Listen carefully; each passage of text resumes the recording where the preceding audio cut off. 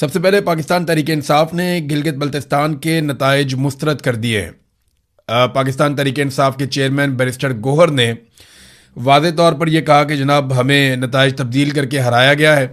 पाकिस्तान तहरीक इंसाफ ज़्यादा सीटें जीत रही थी। 8 सीटों का दावा भी उन्होंने किया कि वहाँ पाकिस्तान तहरीक इंसाफ के हमायत याफ्ता उम्मीदवार जीत रहे थे। नताइज तब्दील कर दिए गए और पाकिस्तान तहरीक इंसाफ हार गई। वाइट पेपर उन्होंने कहा जी हम ज़रूर जारी करेंगे और कोई एहतजाज, कोई धरना, कोई अवामी रद्द-ए-अमल ये नहीं किया गया और ये अभी वो कर भी नहीं सकते। सिचुएशन ऐसी है कि पाकिस्तान में एस्टेब्लिशमेंट की जानिब से एक हार्ड स्टेट की पॉलिसी बनाई गई है। जो भी आवाज़ उठाता है या उसे गायब कर दिया जाता है या उसको मारा जाता है, गोली चलाई जाती है। लोग ज़ख्मी अस्पतालों में पड़े हुए हैं। अभी भी आप रावला कोट की सूरत हाल देख लें तो कोई एहतजाज, धरना या अवामी रद्द-ए-अमल नहीं है। लेकिन अगर 2-3 पॉइंट्स के अंदर सारी सूरत हाल को बयान किया जाए कि गिलगित बल्तिस्तान के इंतखाबात में हुआ क्या और नतीजा क्या निकला, तो नंबर 1 तो ये है कि इमरान खान या कैदी नंबर 804 वो जेल में बैठकर भी भारी है, यानी इमरान खान का वजन कम नहीं हुआ। सियासी नुक्ता नज़र से वो अभी भी बहुत मजबूत आदमी है कि गिलगित बल्तिस्तान जैसे एरिया में बगैर किसी कंपेन के उनकी पार्टी को मौका नहीं दिया गया, फिर भी उन्होंने पूरे इलेक्शन में अपनी एग्जिस्टेंस शो की है और उनको हटाने के लिए काफ़ी कुछ करना पड़ा एस्टेब्लिशमेंट को और मौजूदा जमातों को। यानी जमात इस्लामी के जो सराजुल हक है उन्होंने बात ठीक की थी कि एक खिलाड़ी के हाथ पीछे बांधकर आप उसके चेहरे पर मुक्के मार रहे हैं और बिलावल आपको शर्म आनी चाहिए, तो ये बात ठीक है। पीपल्स पार्टी और पीएमएलएन को खुला मैदान दिया गया पीटीआई को बाहर करके और उसका उन्होंने फ़ायदा भी उठाया। तो अब जेल में बैठकर इमरान खान काफ़ी भारी है, उसे बाहर निकालने का रिस्क इस सिचुएशन में तो ना एस्टेब्लिशमेंट ले सकती है ना हुक्मरान ले सकते हैं। नंबर 2 ये है कि एस्टेब्लिशमेंट अभी तक अपनी रविश पे पूरी तरह कायम है। यानी एस्टेब्लिशमेंट ने यह फैसला किया था कि पाकिस्तान तहरीक इंसाफ को सियासत नहीं करने देनी, इमरान खान साहब के लिए कोई गुंजाइश नहीं होगी, तो वो दिखाई दे रहा है। किसी किस्म की गुंजाइश उन्होंने पाकिस्तान तहरीक इंसाफ या इमरान खान के लिए नहीं छोड़ी, बल्कि उन्होंने उन लोगों को जो अवाम के अंदर ज़्यादा मकबूल नहीं थे खुला मैदान बना कर दिया और उनको मतलूबा नताइज भी लेकर दिए। नंबर 3 नवाज शरीफ साहब के लिए एक बहुत बड़ा झटका है कि बतौर लीडर ऐसा लगता है कि वो अब फारिग हो चुके हैं। उन्होंने एक इलेक्शन जो है उसकी सरबराही की आकर 2024 में 8 फरवरी का इलेक्शन था और मियाँ साहब ने कई महीने तक उसके लिए मेहनत की, लेकिन मियाँ साहब का इलेक्शन का बेड़ा गर्क हो गया।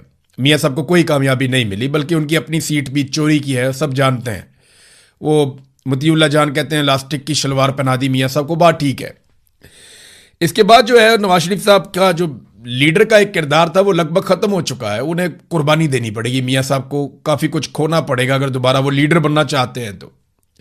कम से कम हुकूमतों से कुर्बानी देनी पड़ेगी और जिद्दोजहद में अपने आप को लाना पड़ेगा, वरना मियाँ साहब के साथ देखें वफाक में आपकी हुकूमत होती है तो आप आधे से ज़्यादा इलेक्शन गिलगित बल्तिस्तान में और कश्मीर में जीत जाते हैं अगर आपके पास वफाक में हुकूमत है तो। और ये एक ऐसी हकीकत है जिससे हम भाग नहीं सकते। आपके पास फेडरल गवर्नमेंट है, आपके पास वफाकी वज़रा हैं, आपके पास कश्मीर की और गिलगित बल्तिस्तान की वजारत है, तो आप आधे से ज़्यादा इलेक्शन जीत जाते हैं। तो आधे से ज़्यादा जीता हुआ इलेक्शन भी नवाज शरीफ साहब वहाँ पे जाके खुद नहीं जीत पाए। इसका मतलब ये है कि नून लीग के लिए सबसे बड़ा धचका है इन इंतखाबात में कि खुला मैदान भी मिला, अंपायर भी साथ थे, कोई साथ भागने वाला भी नहीं था, फिर भी मियाँ साहब नहीं जीत पाए, बल्कि रोध होकर वहाँ से वो चले गए, बल्कि उनको भेज दिया गया। अब नाज़रीन, पाकिस्तान तहरीक इंसाफ क्या गिलगित बल्तिस्तान में हुकूमत बनाने की पोजीशन में थी? तो जवाब है कि जिस दिन इलेक्शन हुए और ये इलेक्शन के नताइज अगर बिल्कुल दुरुस्त भी आते तो भी पाकिस्तान तहरीक इंसाफ, जो अब मैंने सारी इंफॉर्मेशन इकट्ठी की है अलग अलग जर्नलिस्टों से बात करके, मकामी लोगों से बात करके, तो पाकिस्तान तहरीक इंसाफ हुकूमत बनाने की पोजीशन में नहीं थी। ये ज़रूर है कि पाकिस्तान तहरीक इंसाफ का मैंडेट छीना गया है, लेकिन ये इसको आप 8 फरवरी 2024 से कंपेयर नहीं कर सकते। वो आप ज्यादती करेंगे, आप तारीख के साथ भी ज्यादती करेंगे। 8 फरवरी को जिन लोगों के साथ जुल्म और ज्यादती हुई, आप उस इंसिडेंट के साथ भी ज्यादती करेंगे। आप एस्टेब्लिशमेंट को एक जवाब देंगे और वो ये कहेंगे देखो जी गिलगित बल्तिस्तान में भी ये रो रहे हैं और ये 8 फरवरी को भी रो रहे थे। नहीं, जो डकैती पाकिस्तान की तारीख में 8 फरवरी 2024 को मारी गई ना इलेक्शन में, वो दोबारा नहीं मारी गई और उसका कोई मुकाबला नहीं है। हाँ, उसका एक तसलसल है ज़िमनी इंतखाबात की सूरत में, जिस तरह वो छीने गए वो एक अलग बात है, लेकिन 8 फरवरी का कोई दूसरा नेमुल बदल नहीं है जो कार्रवाई उस दिन डाली गई। यहां पे ना एस्टेब्लिशमेंट ने कुछ नई चीजें सीखी हैं गिलगित बल्तिस्तान के इलेक्शन में। अब वो ये नहीं करते कि इलेक्शन वाले दिन बहुत बड़े पैमाने पर धांधली करें। करते हैं। यहां पे उन्होंने खालिद खुर्शीद की वालदा से जो सीट छीनी, 2 सीटों के बारे में बड़ा कैटेगोरिकली कहा जा रहा है, 2 से 3 सीटें हैं कि वहां पाकिस्तान तहरीक इंसाफ के हमायत याफ्ता उम्मीदवार जीत रहे थे लेकिन उनको हरा दिया गया। लेकिन ये 2-3 सीटें अगर मिल भी जाती तो पाकिस्तान तहरीक इंसाफ की हुकूमत नहीं बन रही थी। ये बात आप ज़हन में रखें, अगर 8 या 9 सीटें पाकिस्तान तहरीक इंसाफ जीत भी जाती तो हुकूमत बनाने के लिए 12 सीटें चाहिए थी। उस सूरत में पीपल्स पार्टी और पीएमएलएन मिलकर हुकूमत बना लेते, किसी और को भी शामिल कर लेते। तो पाकिस्तान तहरीक इंसाफ का मैंडेट जरूर छीना गया लेकिन उस पैमाने पर नहीं जिस तरह 8 फरवरी 2024 को छीना गया था। यह बात आप ज़हन में रखें। अब इस मरतबा मैंडेट जो छीना गया उसकी असल वारदात इलेक्शन वाले दिन नहीं डली। इलेक्शन वाले दिन होने वाली धांधली भी धांधली है लेकिन असल धांधली हुई इलेक्शन से पहले, जब पाकिस्तान तहरीक इंसाफ को दौर से बाहर कर दिया गया। इनके लोगों को अगवा किया गया, इनके लोगों को मारा कुटा गया, इनके लोगों को गिरफ्तार किया गया, इनके लोगों को हरासा किया गया, इनके लोगों को सूबा बदर किया गया, इंतखाबी निशान वाला मामला हो गया, जिसके साथ मिलकर इन्होंने किया उससे भी छीन लिया, फिर इनके वोटरों को हरासा किया गया, वोटर लिस्टें तब्दील की गई, बहुत सारी धांधली। यानी अगर आप धांधली का 80% कहें तो वो इलेक्शन से पहले हो गया था। जो असल काम है एस्टेब्लिशमेंट ने अब ये सीख लिया कि अगर धांधली करनी है तो वो पहले करनी है। इलेक्शन वाले दिन जो आप धांधली करते हैं वो बड़े आराम से पकड़ी जाती है, वहां बड़ा गंद पड़ जाता है, लिहाजा वो गंद पहले से डालना शुरू करते हैं। तो पाकिस्तान तहरीक इंसाफ को अमली तौर पे इलेक्शन से बाहर किया गया था इलेक्शन शुरू होने से पहले। और अगर जो पाकिस्तान तहरीक इंसाफ को ये नताइज पूरे मिल भी जाते तब भी पाकिस्तान तहरीक इंसाफ शायद हुकूमत बनाने की पोजीशन में ना होती। जो मैंने अब तक इतलात इकट्ठी की हैं उनके मुताबिक तो मेरे पास ये है।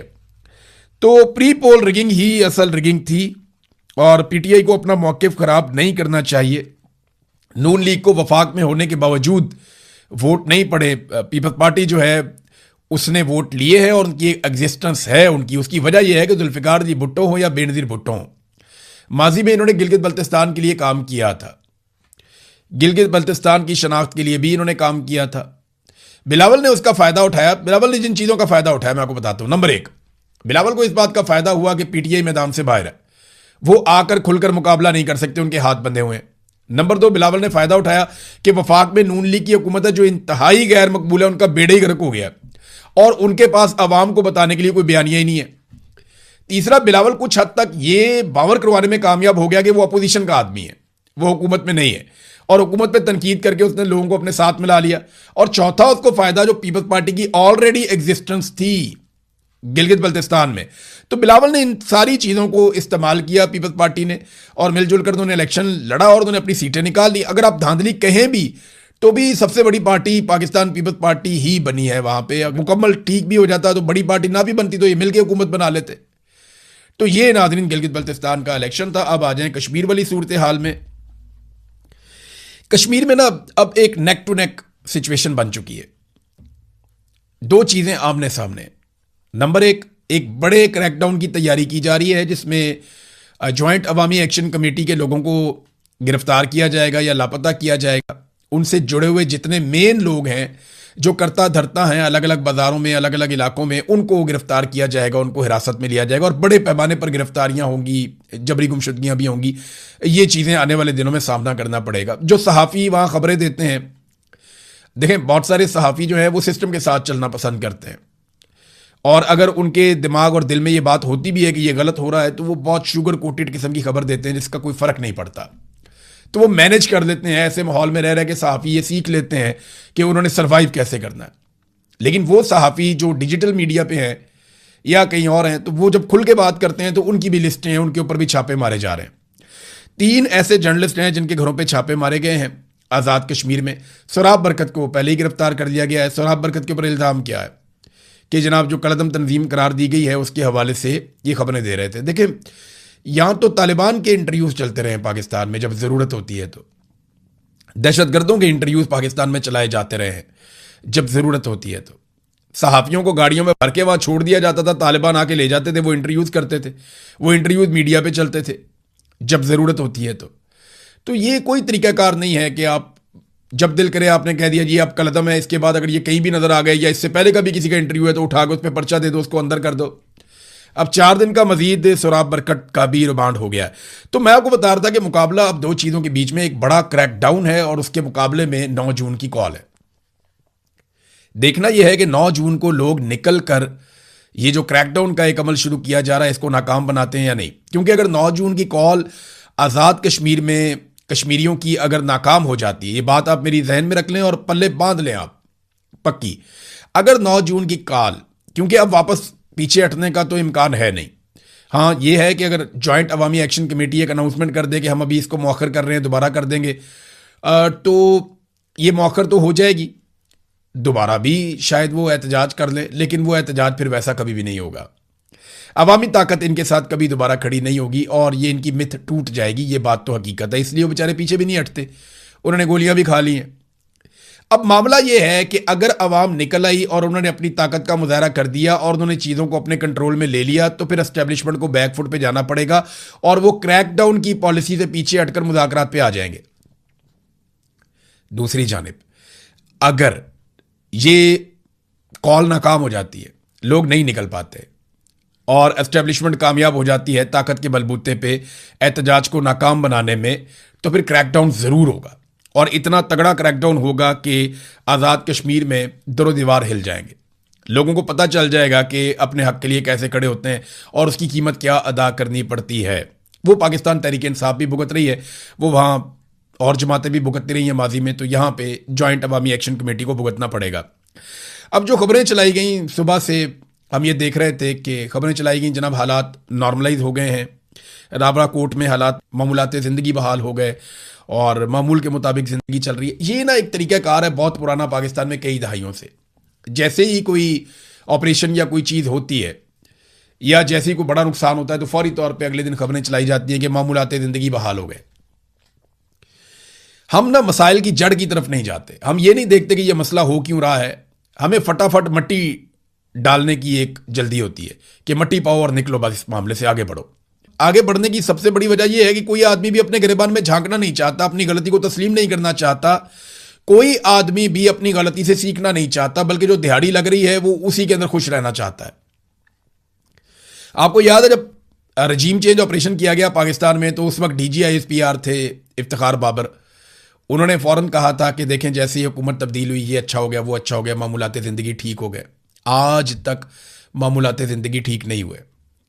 बांग्लादेश से जब पाकिस्तान टूट रहा था बिल्कुल ऐसी खबरें आ रही थी कि ज़िंदगी मामूल के मुताबिक चल रही है, फिर पता चला सरेंडर हो गया और 90,000 कैदी बन गए पाकिस्तानी फौजी, मुल्क ही टूट गया। बुगटी को जब कत्ल किया गया तो अकबर बुगटी के कत्ल के बाद ऐसी ही खबरें चलवाई गई कि बलूचिस्तान में मामूलात ज़िंदगी बहाल हो गए, चीज़ें बिल्कुल नॉर्मलाइज हो गई, बाजार खुल गए। आज तक इतने साल गुजर गए, बलूचिस्तान नॉर्मलाइज नहीं हुआ, 10,000 अफराद वहाँ पे जान से चले गए। तो ये बार बार ये कहा जाता है अभी भी बलूचिस्तान में कुछ हो जाए, हर साने के बाद साने की वजूहात देखने की बजाय हम मट्टी डालने का काम करते हैं। अभी IG की एक वीडियो भी जारी की गई है मामूलात ज़िंदगी दिखाने के लिए कि वो लोगों से हाथ मिला रहा है, मिल रहा है, कॉन्फिडेंस शो कर रहा है। बाज़ारों की कुछ वीडियो जारी करने की थोड़ी बहुत छोटे मोटे क्लिप आए, लेकिन रावला कोट में लोग अभी भी एहतजाज कर रहे हैं। मुख्तलिफ वाक़यात रिपोर्ट हुए हैं शहर के आसपास इर्द गिर्द, कहीं बीच में लोग निकले थोड़ी तादाद में, उन्होंने एहतजाज किया, छोटी सी रैली निकाली, उसके बाद मुंतशिर हो गए। ये चीज़ें बताती हैं कि लोगों में अभी भी एहतजाज करने की सलाहियत बाकी है और ये काफ़ी उनकी कैपेसिटी है रात को होने वाले क्रैकडाउन के बावजूद। क्रैकडाउन के हवाले से रात को जो खबरें आई थी वो गैर मुसद्दका थी और उनमें ज़्यादा हलाकतें और शहादतें बताई गई थी, लेकिन अब उनकी तादाद तो कम बताई जा रही है, लेकिन ये ज़रूर कहा जा रहा है कि बहुत सारे लोग लापता हैं जिनके बारे में कुछ पता नहीं है, वो गिरफ्तार कर लिया गया या उनके साथ कुछ और हुआ, हम कुछ कह नहीं सकते। जब इस तरह का इंसिडेंट होता है आप इंटरनेट बंद कर देते हैं, मोबाइल फ़ोन बंद कर देते हैं, लाइटें बंद कर देते हैं, इन्फॉर्मेशन को जब आप छुपाते हैं तो अफवाहें फैलती हैं। तो सरकार की रिस्पॉन्सिबिलिटी होती है कि वो सामने आए और आकर हकीकत बताए। अब ना सरकार सही तरीके से हकीकत बता रही है और ना ही जॉइंट अवामी एक्शन कमेटी ने कोई एलामिया जारी करके नुकसान का बताया। या तो जॉइंट अवामी एक्शन कमेटी नुकसान के बारे में आगाह करे आवाम को और वो ये बेचैनी ख़त्म करे कि रात को क्रैकडाउन में कितने लोग ज़ख्मी हुए। दावा ये किया जा रहा है कि जो गोली चली और शेलिंग हुई उसमें 100 के करीब लोग ज़ख्मी हुए हैं। कुछ सहाफ़ी दावा कर रहे हैं कि 70 से ज़ायद ज़ख्मियों का तो बिल्कुल मुसद्दका डाटा मौजूद है, लेकिन अभी भी कंफर्मेशन किसी चीज़ की तब तक नहीं होगी जब तक कि जॉइंट अवामी एक्शन कमेटी जो कलअदम है वो कोई तफसीलात फराहम नहीं कर देती। तो अवामी जॉइंट एक्शन कमेटी को एक मशवरा ये भी दिया जा रहा है कि आप अपना एक पॉलिटिकल पार्टी रजिस्टर कर लें, आप अपना मंशूर दे दें और इलेक्शन में चले जाएं। आप इलेक्शन लड़ें, इलेक्शन जीतें अपने मंशूर के मुताबिक और आकर आइन में तब्दीली करके ये 12 नशिस्तें मुहाजिरीन की ख़त्म कर दें। मामला ये है कि ये 12 नशिस्तें, इनके साथ 3 और शामिल हो जाती हैं मखसूस नशिस्तें, तो ये मिलके ही लगभग 30% के आसपास बन जाती हैं। तो 2/3 अक्सरियत तो इन नशिस्तों के बगैर कोई ले नहीं सकता। सवाल ही पैदा नहीं होता कि इन नशिस्तों के बगैर कोई 2/3 अक्सरियत दे, और इस पर तो एस्टेब्लिशमेंट अपने बंदे बैठाती है, लिहाजा आईनी तरमीम तो हो नहीं सकती। हाँ, ये ज़रूर हो सकता है कि बहुत ताकत लगा के किसी तरह कोई अपनी हुकूमत बना ले आज़ाद कश्मीर में मिलिट्री एस्टेब्लिशमेंट की पहुंच से बाहर, और फिर फ्यूचर में किसी तरह से इन सीटों को ख़त्म किया जा सके। ये तो एक पॉलिटिकल सोल्यूशन है। और परवेज रशीद साहब ये मशवरा भी दे रहे हैं कि जनाब आप इलेक्शन लड़ दें। एक तरफ उन्हें कलदम करते हैं, दूसरी तरफ उन्हें कहते हैं इलेक्शन लड़ो। एक तरफ उनके साथ मुज़ाकरात करते हैं, दूसरी तरफ उन्हें कहते हैं इलेक्शन लड़ो। अभी जो फैसल राठौर साहब हैं, जो आज़ाद कश्मीर के वज़ीर आज़म हैं, उनका भी एक स्टेटमेंट सोशल मीडिया पे गर्दिश कर रहा है, जिसमें एक इंटरव्यू में उन्होंने कहा जी हम बैठ के बात करना चाहते हैं। हमने कई लोगों से कहा, हमने राब्ते किए, या बरतानिया में उन्होंने कई लोगों से राब्ते किए कि जनाब बैठ के बात करते हैं, हमें ये मसला हल करना चाहिए, और बैठ के बातचीत के जरिए से इंसानी जानें ज़ाया ना हो, हमें ये मसला हल कर लेना चाहिए। ये फैसल राठौर साहब ने कहा। तो एक तरफ उन्हें कहते हैं कलदम है, जत्थे हैं, बात नहीं होगी, दूसरी तरफ कहते हैं उनके साथ मुज़ाकरात करने हैं। तो ये एक अभी कन्फ्यूजन की पॉलिसी है, और ये कन्फ्यूजन तब तक रहेगी जब तक कि 9 जून का दिन गुजर नहीं जाता। ये 24 घंटे बहुत अहम है। अगर 9 जून को बड़े पैमाने पर लोग निकल आते हैं तो हुकूमत मुज़ाकरात की बात करेगी, बार बार मुज़ाकरात की बात करेगी और बैठेगी और कुछ चीज़ें मान भी जाएगी। देखिए ना, वो कहते हैं कि आईनी तरमीम के बगैर ये 12 नशिस्तें ख़त्म नहीं हो सकती। तो मेरा एक सवाल ये है कि आधी नशिस्तें ख़त्म करने का जो ऑफर किया था वो किस बुनियाद पे किया था? यानी आप आधी खत्म, एक भी खत्म करने के लिए आईनी तरमीम चाहिए होगी आपको, तो आधी आप खत्म कर रहे हैं, उसके लिए क्या आपको आईनी तरमीम नहीं चाहिए? वहां पे भी तो आपको आईनी तरमीम करनी पड़ेगी। तो ये वो सवालात हैं जिनका जवाब मेरे ख्याल में हम सबको ढूंढना पड़ेगा, इसका जवाब अभी मौजूद नहीं है। बहरहाल 9 जून फैसला करेगा कि आज़ाद कश्मीर में एक बड़ा और वसी पैमाने पर क्रैकडाउन होने जा रहा है, या फिर आज़ाद कश्मीर के जो अवाम है उनके मुतालबात के ऊपर संजीदगी से गौर करने पर यह सिस्टम मजबूर होगा। ये फैसला 9 जून को हो जाएगा। अब नाज़रीन आ जाए, थोड़ा सा इंटरनेशनल एक इशू है, वहाँ पे ईरान और इसराइल के बीच में दोबारा लड़ाई हुई है। ईरान ने इसराइल के ऊपर इल्ज़ाम लगाया कि वो जंगबंदी की खिलाफ वर्जी कर रहा है, बार बार लबनान पे अटैक कर रहा है। उन्होंने पहले वार्न किया, उसके बाद उन्होंने मिसाइल चला दिए। ईरान के मुताबिक उन्होंने इसराइल को काफ़ी नुकसान किया है। इसराइल के मुताबिक उन्होंने मिसाइल इंटरसेप्ट कर लिए हैं और वो बच गए हैं, जबकि इसराइल ने ईरान के ऊपर वापस हमला किया और फिर मिसाइल चला दिए। ईरान ने फिर एक और लहर मिसाइलों की चला दी। तो ईरान और इसराइल के बीच में एक तरह की जंग की कैफियत बनी हुई है, जबकि अमेरिका इस लड़ाई से अपने आप को बाहर रख रहा है। उन्होंने ईरान को भी कहा कि बस काफ़ी हो गया, अब आप बंद करें, और इसराइल को, नेतन्याहू को डोनाल्ड ट्रंप ने पैगाम दिया कि तुम भी जंगबंदी की तरफ जाओ और लड़ाई ना करो। सिचुएशन यहीं पे अभी तक रुकी हुई है।